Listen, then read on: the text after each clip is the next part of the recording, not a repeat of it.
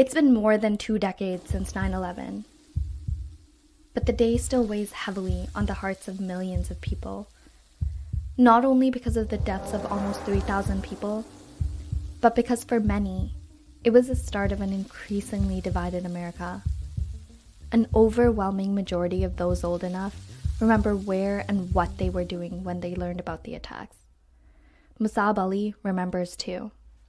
9/11 happened when I was just 4 years old.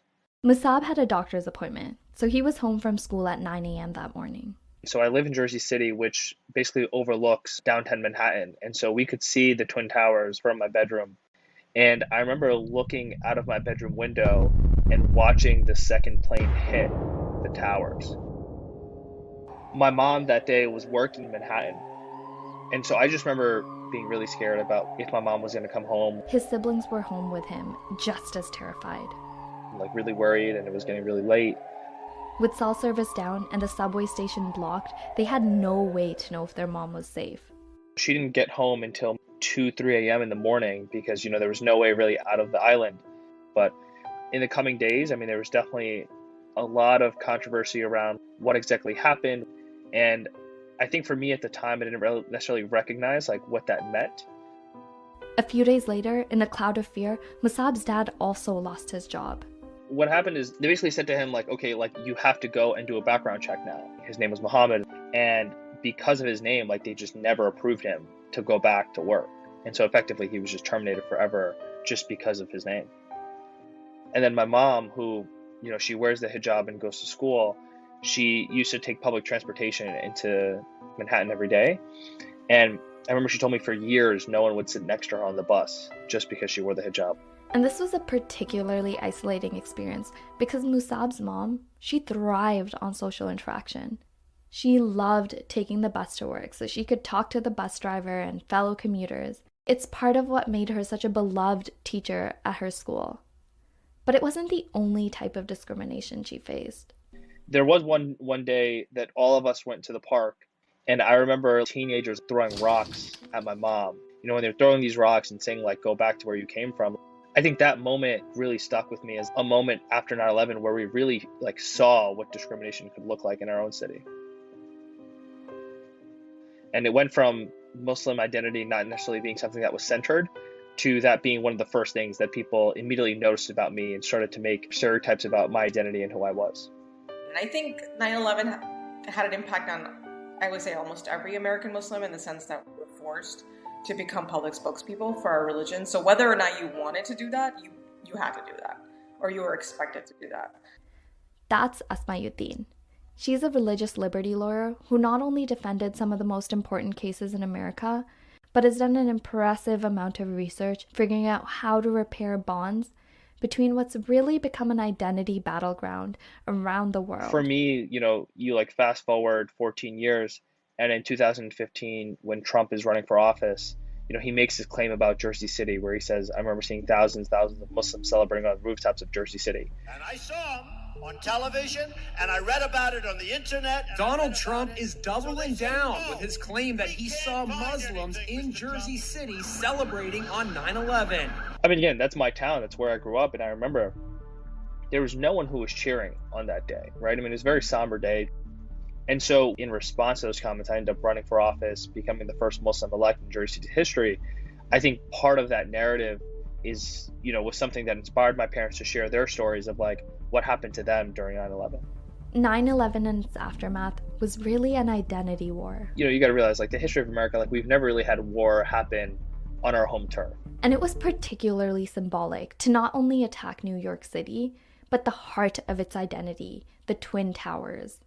I felt like people needed somewhere to respond. And so I think when they were able to look at Muslims sort of as a scapegoat group, to think of them as different, to think of them as people who weren't a part of the American fabric, for them it became very easy to say, okay, Muslims are people that are antithetical to what it means to be American.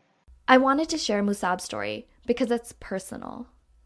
Prior to 9/11, being Muslim to me meant that we celebrated Eid instead of Christmas, that we occasionally went to the mosque to pray, and that if we felt like it, we didn't eat or drink during the day for 1 month each year.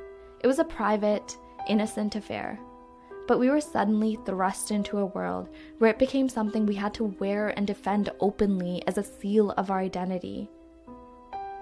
As I got older, insinuating questions about my assumed beliefs sometimes made me feel like I was being accused of a murder that I hadn't committed. Since 9/11, suicide rates amongst Muslims have skyrocketed. As of last year, we were more than 2 times as likely to commit suicide than any other religious group in America. And for a long time, I've wondered how just words or questions could hurt so much. In my case, often more than a personal attack made against me. So when I first stumbled on a neuroscience paper that helped explain it, I went down a rabbit hole of paper after paper, book after book, ultimately leading me to my favorite one. This is Amna Heather, and you are listening to Tethered Minds. We are talking to the author of The Power of Us, Dr. Dominic Packer. And according to him, we can have multiple identities at any given time, like our religion, race, gender, occupation, and so on. But he's looked into some fascinating work that shows that it actually doesn't take much for us to adopt new, kind of arbitrary identities. Right, absolutely. So I think this is some of the most important research done in the social sciences in the last 50 years, to be honest. It's really evocative and important because it illustrates something pretty fundamental about our group-based identities. So, of course, many of the identities we hold are what we'd call chronic identities. So they're things that we might have been born with or we might have not, but you acquire this identity at some point and then it lasts for a long time. But it also turns out that identity is quite a flexible thing, that in addition to having these chronic aspects of self, we can acquire new ones actually really easily and sometimes almost at the drop of a hat. And at least temporarily, they make a difference in what we do and how we think. And so the minimal group paradigm was developed in the 1970s by researchers in England. These researchers brought in a set of participants and they showed them pictures of abstract art and asked them, hey, which pictures do you like better? And then, completely randomly, you can do this by flipping a coin and saying you're on Team A or you're on Team B. Each participant was told that based on their responses, they were either Kandinsky fans or Klee fans. These are completely new groups. You've never heard of them before. You have no stereotypes about the in-group or the out-group. There's no sort of reason to like your group better than another. But what they found, and we have found in our research many, many times, is that you do this and immediately people feel more positively toward their own group than this out-group. They feel more connected. They trust those in-group members more than the out-group members. And if offered the opportunity to discriminate, that is, say, divide up resources between these two groups, when they could be fair, oftentimes they're not. Oftentimes they'll choose to give more to their own group than to this out-group. Again, that they've never heard of 5 minutes ago didn't exist to them, right? And what this illustrates is how flexible and dynamic identities are, that in addition to having these really chronic things, we have a sort of readiness to identify with new groups as well. Right, and you've shown that once we consider ourselves to be part of a group, it can really affect how we perceive the world. And one of my favorite examples from your book with your co-author Jay is about how our identities can even change our perceptions of physical distance. Tell us a bit about that. Sure, when an identity is salient to us, because we all have multiple identities, right? And we're not perceiving the world through all of them at once. But when we're aware of an identity, it can shape all sorts of things, what we're trying to achieve, and so on. But even our perceptions of the world, even things like our visual perceptions, or we also talk about some studies on taste and smell in the book. But in this particular case, Jay and his students have done work with different sorts of groups on perceptions of physical distance. And what they generally find is that members of a group that feel threatened or competitive with an outgroup tend to think that outgroup is closer to them in space than people who don't feel threatened or competitive with that outgroup. And they've looked, for example, at sports fans, so looked at fans of the Yankees baseball team and their arch rivals, the Red Sox, and found that fans tended to overestimate the proximity of Boston, the home of the Red Sox, to New York City and the home of the Yankees. The Red Sox had ever scored against the Yankees. Whereas they didn't do that with other teams that they didn't see as such strong competitors. Likewise, with American citizens who were concerned about or threatened by immigration, tended to overestimate the proximity of Mexico. We're going to build a wall. It's going to be built. So Mexican-fearing Americans think the border is geographically closer to them. And sports fans think that the cities of their rival teams are closer. But it's not just how we think about space and distance. Another study showed that our groups can also temporarily affect how well we can do math. It was a study that gave people a problem where one answer to the problem made their group look correct about the issue, which were political issues. It was gun control in one case, and the groups in question were Republicans and Democrats in the United States. These were simple calculations on some data that would either support or oppose your political party's stance on a subject. And in some problems, if you did the math correctly, it would come out with an answer that kind of challenged your political party's stance. And if you did the math incorrectly, it would support your group. And what they found was that if it was a political problem like that, they were more likely to get the problem wrong. That is, come up with a solution that made their group look better, but was mathematically incorrect. In contrast to exactly the same math problem, but not about an issue that had anything to do with your group, in which case people were just quite likely to get it right. These are well-intentioned people who think they're being tested on their math skills that will literally throw all mathematical logic out the window when their groups are peripherally involved. But it's not just math. It also affects how we decide what's real and what's not. To test this, Jay and his lab brought in subjects from across the political spectrum and exposed them to real and fake news.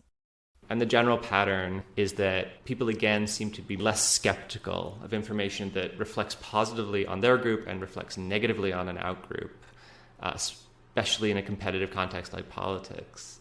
And so, for example, a Democrat who reads a headline that makes Republicans look bad will tend to be more likely to think, oh yeah, that's interesting. Perhaps be more likely to spread it on social media, whereas a Republican, in contrast, will sort of downplay that and say, that's not right. And so that's the general pattern, is that we seem, again, to be less skeptical of information that confirms our existing biases. Right, and in your book you talk about this idea that we don't see the whole world at any given time. We construct what we see based on what we want to see. Yeah, so I think as an overall sort of premise, when people identify with a group and it becomes important to their identities, much like with our personal selves, we want to regard our group positively. We want to see our groups as moral, as correct, as competent, as warm, as kind, as ethical. And if we're thinking about our own group, we tend to think our groups are better at those things than other groups. By the way, that pattern doesn't necessarily mean that we regard other groups negatively, although certainly sometimes, obviously, people do. But the typical pattern, or a common pattern, is that we think other groups are just fine, but we think our group is better than that. What some people have called in-group love rather than out-group hate. So in-group love meaning that we don't naturally dislike other groups, but that we tend to think that our groups are great or better than others. But out-group hate is a thing, right? I mean, wars and racism are as old as mankind. So how does this out-group hate come about? Yes, it's a great question. So if we go back to those minimal group studies, what you'd usually find when people are assigned to a novel group, you find this in-group love but not out-group hate pattern. So that if asked to, say, divide up resources, money, chocolate, nice things between the two groups, people will give more of that nice thing to their own group than to the out-group. But in versions of those experiments where you instead have to divide up negative things, for example, distribute shocks, electric shocks to members of your in-group or your out-group, at least in the sort of basic version, you actually don't see in-group bias for the most part. That is, people don't want to give nasty things to the out-group. In that case, they actually tend to be fairly fair. So although people act in favor of their groups to share good things, when it comes to dividing harmful things, these group dynamics fade away. But you can change that pattern by, for example, introducing competition between the groups. So the more the two groups are competing for a scarce resource, for example, the more likely it is that in-group love becomes paired with out-group dislike, in part probably to justify treating the out-group more negatively in the fight for this resource or in this competition. Okay, so these studies show that it's really resources that would drive any group to do harm on another group. I do see situations, though, like hate against the transgender community, for example, in which people are mistreated even though there is no resource that's being threatened. So where do you think this hostility is coming from? So the social psychologists can distinguish between different kinds of threats. One class of threat are what are called realistic threats, and these are threats to objective resources, right? So you can imagine there's a scarcity of land and two groups are fighting over who should have the land. That's an actual resource that's driving competition.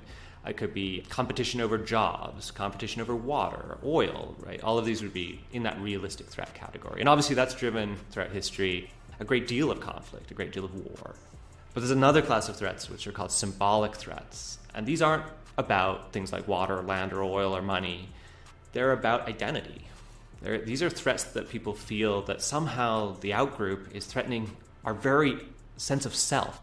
So who we are fundamentally, that they're trying to either change us in ways we don't want to be changed, or they're trying to even perhaps, eradicate us from the face of the earth. Not maybe necessarily literally, but they're trying to change us so fundamentally we wouldn't even be the same people anymore. And it turns out that between those two kinds of threats, it's the symbolic threats that are actually the more powerful and the more dangerous, right? If people really feel our identity is threatened, that's when they're most likely to, want to punish or harm an outgroup. What do you think it is about symbolic threats that touches us so deeply to our core?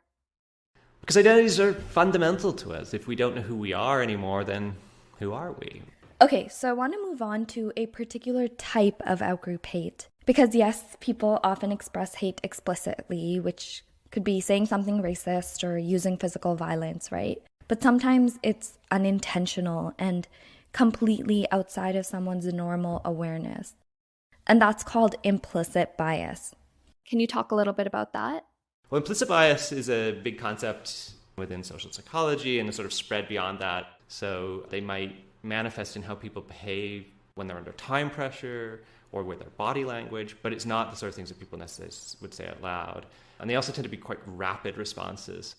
Starbucks, Google, even the police have programs to train people on this. Because implicit bias has real consequences. People can be treated completely unfairly and sometimes even killed because implicit bias had somebody jump to the wrong conclusion about them. Black men are 2.5 times more likely to be killed by the police than white men, and twice as likely to be unarmed when they're shot. Requests from Airbnb guests with African-sounding names were 16% less likely to get a yes than their white-sounding counterparts. In some cases, implicit bias can nudge people to behave in all sorts of explicit ways. In one video posted online, a black man shared how a woman blocked him from lawfully entering his own apartment building. You can film me, that's fine. I understand that, but you're blocking me. Into my building. Okay. It's my building as well, so I need you to get out my way. Okay, what unit? I don't need to say that information. So excuse me, ma'am. I'm uncomfortable. Excuse me. Okay, you can be uncomfortable. That's your discretion. You're uncomfortable because you're you. I need you to move out my way, please. No. Ma'am, please stop touching me. I'm not touching you. You just was previously. Before. I'm not touching you at all. So I'm going to step in. I live here, you're blocking the door. What unit? I don't need to tell you that. Ultimately, she followed him up the elevator to his door without his consent. So now you're going to follow me. I am. Why? Because I would like to know who's friends and why you're here. Because I live here. I'm going to my house. I'm going to my house where I live at, where I pay. You can find hundreds of videos like this, where innocent black men are prevented from entering open properties or accused of stealing things that they haven't had any contact with, because people jump to some conclusion about them. People's implicit biases can be measured in labs by testing their rapid associations with faces or names. Most people exhibit race-based biases, and this often translates to negative associations with black faces versus white ones. Interestingly, though, these biases can change quickly based on the political environment. One study found that post 9/11, Americans exhibited even stronger implicit biases against Muslim Arab-sounding names or faces than black ones, which had been cemented for years. And this was also seen in France following another Al-Qaeda attack. But Dr. Packer has found that there's also some ways you can rapidly reduce levels of implicit bias. In one study, they did the minimal group paradigm, where they once again constructed groups over some arbitrary, meaningless criteria. And what we find is that when we give people these novel identities, we do the minimal group kind of studies where we put people on a new team they've never belonged to before. Interestingly, what seems to happen is it can sort of replace the normal patterns of implicit bias that we observe, which are often, in the studies we've done, are racial biases. It sort of replaces it with a new team-based bias so that people rapidly become positive implicitly toward their new team and less positive toward the outgroup team. What this means is that subconscious biases that have been cemented for years can potentially be undone by creating some shared group identity between you and the people you might be biased against. This was tested live when public perceptions about Muslims and Black people changed in France following their 2018 FIFA World Cup victory. With 60% of their team members being of African descent and another 30% Muslim.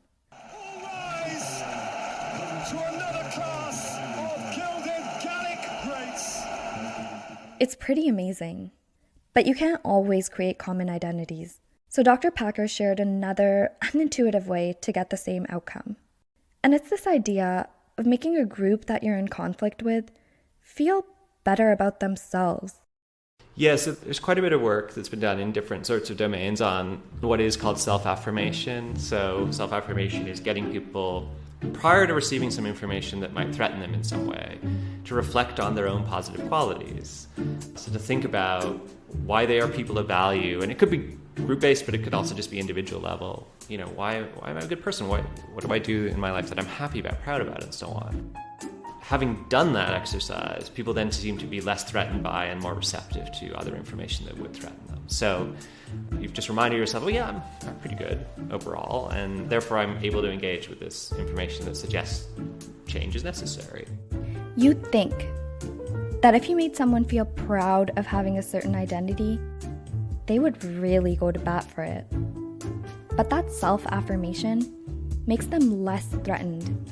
And instead of immediately shutting down, they're like, hey, let's really think about this. It turns out that while it's really hard to change an identity, it's pretty easy to change an opinion. And as Dr. Packer said, once their identities are secure, people can engage with information that suggests change is necessary.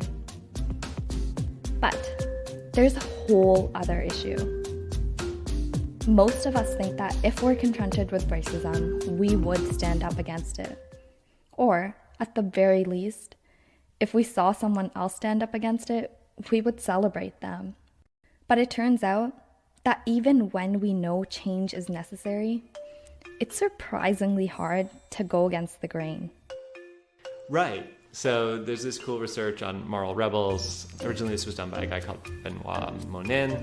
And the moral rebels in his studies are people who, for example, are given a task to do that might have racist connotations, and they refuse to do it. Moral rebels are the type of people who stand up for what they think is right, who will say no when they're asked to do something that they think is immoral. And then the participants in the study observe this behavior. They watch a video of moral rebels refusing to do a task with racist connotations. And are asked to judge the person who's engaged in it, right? Who seems to have done the principled thing, the right thing. And their response to that person very much depends on what they've done themselves.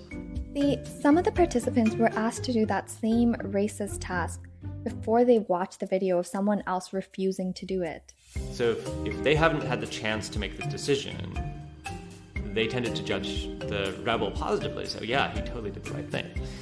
If, on the other hand, they had previously been given this task to do that has these racist connotations, and they'd done it, perhaps because they didn't think about it, right? They didn't realize what the task entailed. And then they see somebody who didn't do it, who actually stood up and said, no, I won't. Then they tend to disparage and dislike the rebel. At least in part it's because it makes us, the people who did it, look bad, right? Like, oh, who are they? Right? Like, they think they're better than us. And so this can be at least one of the reasons why dissenters and moral rebels don't always receive a positive response. If you do a public opinion poll and ask Americans' feelings about, say, Martin Luther King Jr., my poor little children One day live in a nation where they will not be judged by the color of their skin, but by the content of their character. I have a dream today.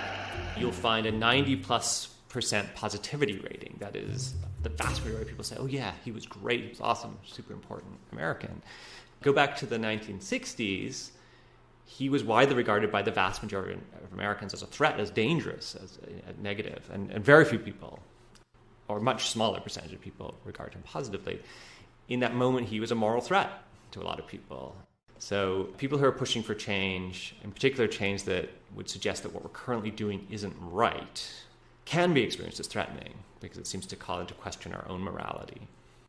Our groups affect how we perceive distance, decide what's fact versus fiction, even how we calculate numbers. But it also affects how we act, even when we know that it's wrong. After the break, we'll be talking to Asma Uddin, who's applied the psychology of group dynamics to her own work. She's a religious liberties lawyer who's written 2 great books on how to heal from an increasing identity divide in America. We'll be back with her shortly.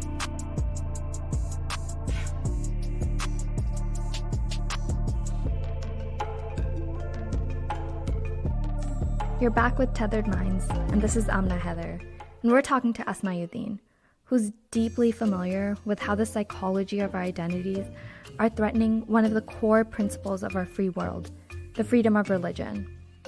And we'll be starting off right where we ended with Mussab, 9/11, and with one story in particular.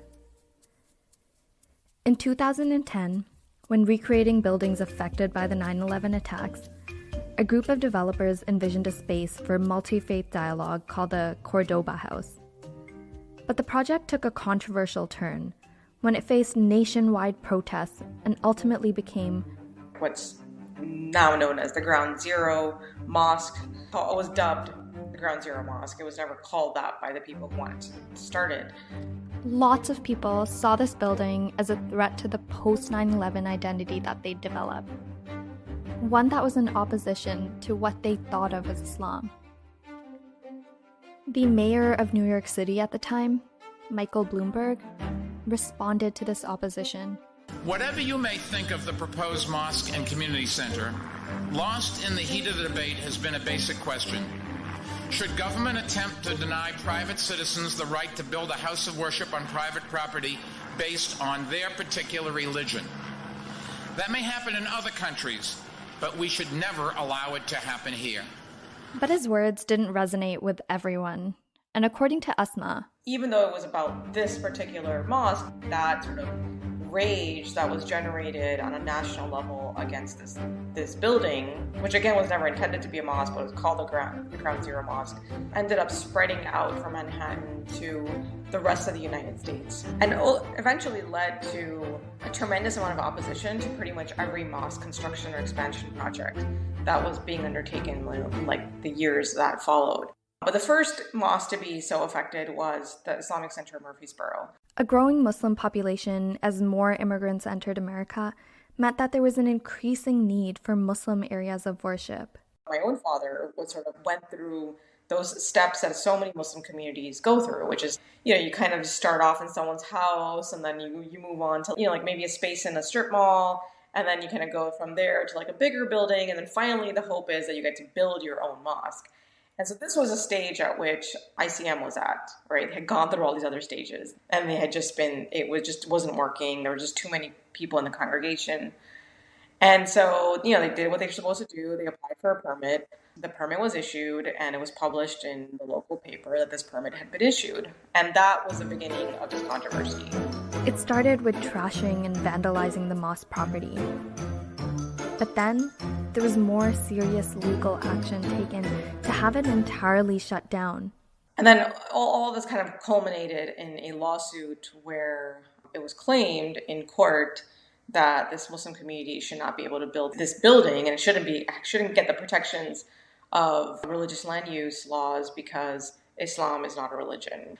And it's actually instead a political ideology, and it's really dangerous. And that's actually the claim that I name my book after, right? When Islam is not a religion, but also sort of explore the many manifestations of This case troubles Asma, not only because she's an American Muslim, but as a religious liberties lawyer, she sees how the claim used against ICM could be used against followers of any other religions too. And so, one of the things I explore in the book is like, well, how exactly are you drawing that line between, a political ideology and a religion, especially because there is this thing called political theology that lots of religions have, including Christianity. We talked to Dr. Packer about how symbolic threats to take away your identity can be the worst kind of threat. While threatening to take away your entire group's claim to be deemed a religion seems to hit the mark. Of all our precious freedoms, the most important may be the freedom to worship as we wish. And according to Mayor Bloomberg, this freedom was hard-won over hundreds of years. In the mid-1650s, the small Jewish community living in Lower Manhattan petitioned Dutch Governor Peter Stuyvesant for the right to build a synagogue, and they were turned down. In the late 1650s, the set of Protestant Christians, known as the Quakers, created a formal petition to defend their rights to freely practice their religion. It was perhaps the first formal political petition for religious freedom in the American colonies, and the organizer was thrown in jail and then banished from New Amsterdam. This fight persisted even in the 1700s. Even as religious freedom took hold in America, Catholics in New York were effectively prohibited from practicing their religion, and priests could be arrested. For Asma, this conflict is rooted in an identity war. And so, like Dr. Packer, she spent years trying to understand how we can use identity science to heal the divides that threaten all of us. And one pattern she notes is that people have a strong tendency to cling on to their wounds. This has a word for it: woundology. People often have a hard time moving past their wounds because there's something in being wounded that kind of helps create community for them.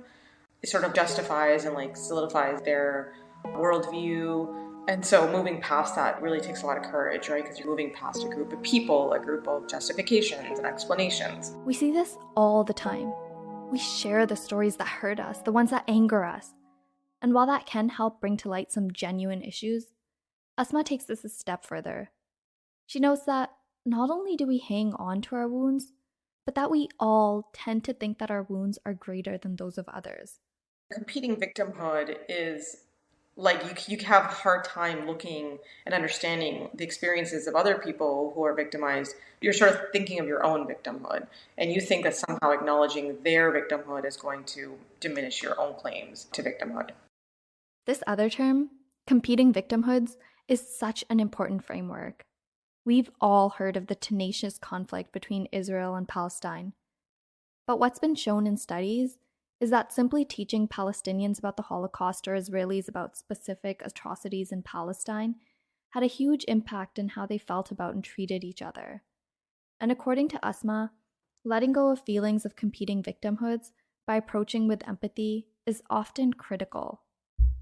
I mean, with empathy, it's about just looking past this need to engage in a competition and finally sort of understand others, not, what they're saying and what they're experiencing, not as something that you immediately need to rebut, but as something where when the person speaking in front of you, you understand them as a person as opposed to an argument that needs to be countered. The speaker and scholar Arthur Brooks once asked the Dalai Lama, "What should I do when I feel contempt?" He said, "Show warm-heartedness." "What if I don't feel warm-hearted?" And he responded, "Fake it." Asma sees echoes of this statement in pretty much every religion.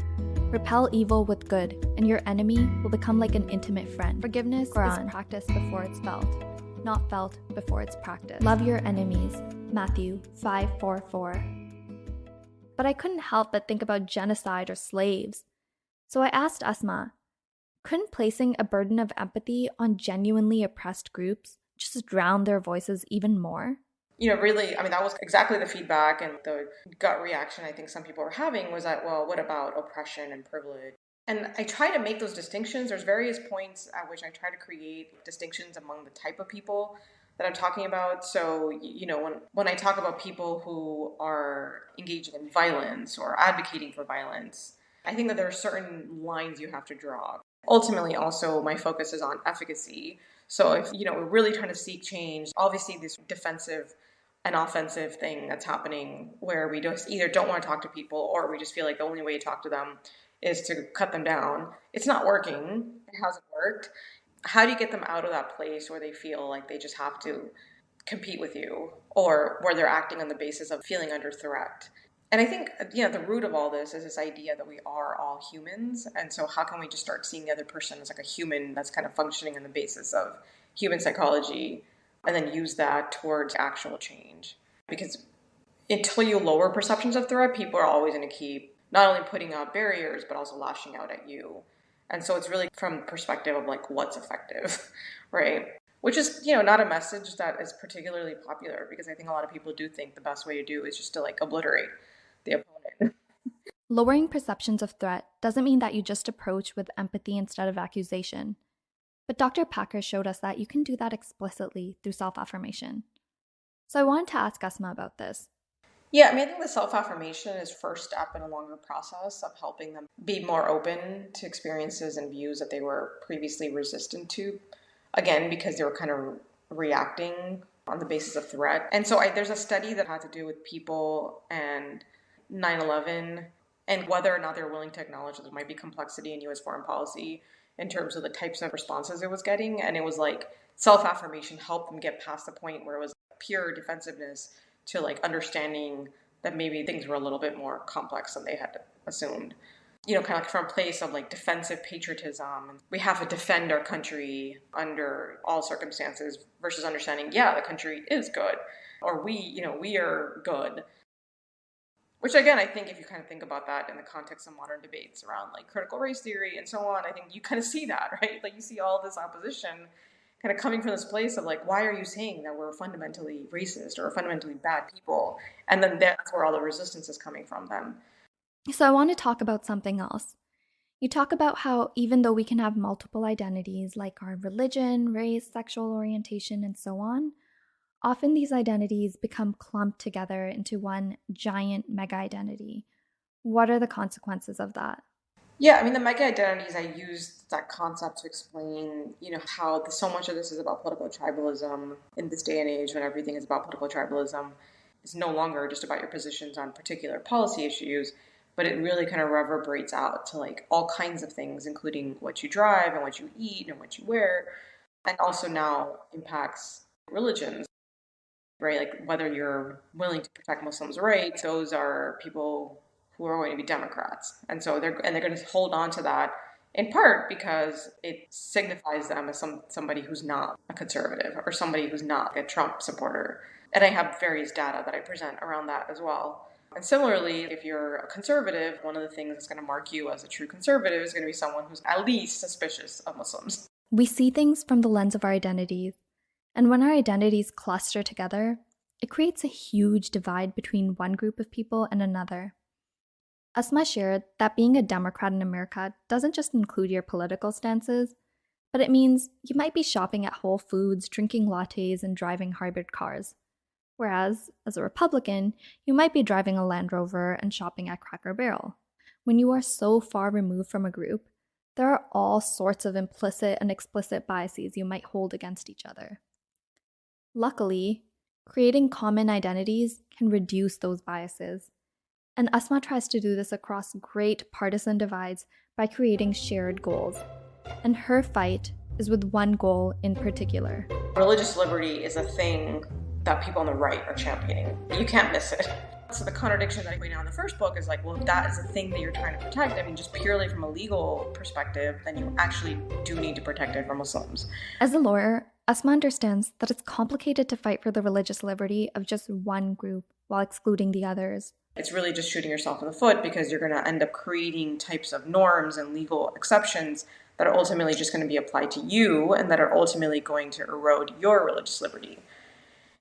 But ultimately, I think the Muslim-Christian example is really fascinating because it is a question of religious liberty, which is fundamentally something that conservatives think is really core to like who they are, what they believe in, and what they're trying to protect. So you've been working on this goal for a while now and you've made some excellent strides. But tell me, what's your biggest challenge today as you fight for this goal of religious freedom that so many groups share? My biggest challenge today is getting people to understand that it's not a zero-sum game, and this isn't just about, like I said, about obliterating your opponent, but there might be some other way. And that even if you can achieve short-term goals by being more aggressive and uncompromising, ultimately what's at risk and what we already see being deteriorated is sort of like civility and our ability to live together, be a cohesive country, cohesive society and community. And so just to play the long game and not to just always go for the short-term wins. Studies have shown that we can experience real physical pain from social pain. But some of our greatest delights come from collective joy.